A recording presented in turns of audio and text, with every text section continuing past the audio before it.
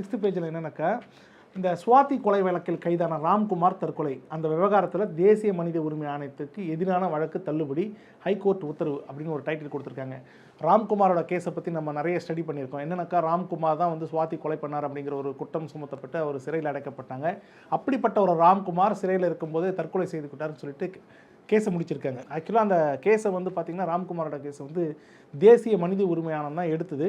விசாரணைலாம் பண்ணி முடித்து அது தற்கொலை தான் அப்படின்னு சொல்லி டிக்ளேர் பண்ணிட்டாங்க. ஆனால் அதுக்கு இடையில தான் அவங்க அப்பா வந்து அப்பீல் போகிறார். எப்படின்னாக்கா, ராம்குமாரோட தந்தை வந்து அது சரியான முறையில் விசாரணை பண்ணல. அதாவது இந்த கமிஷனர் சென்னை அவங்க விசாரணை பண்ணதின் அடிப்படையிலே இவங்க வந்து அந்த விசாரணை முடிச்சிட்டாங்க அப்படின்னு சொல்லிட்டு கோர்ட்டுக்கு போயிருக்கிறாரு. கோர்ட்டுக்கு போனதுக்கப்புறம் 3 தரப்பு விவாதங்கள், மாநில மனித உரிமையானம், தேசிய மனித உரிமையானம், இந்த காவல்துறை விசாரணை, இது எல்லாத்தையுமே விசாரணை பண்ணி ஒரு ஜட்ஜ்மெண்ட் கொடுக்குறாங்க.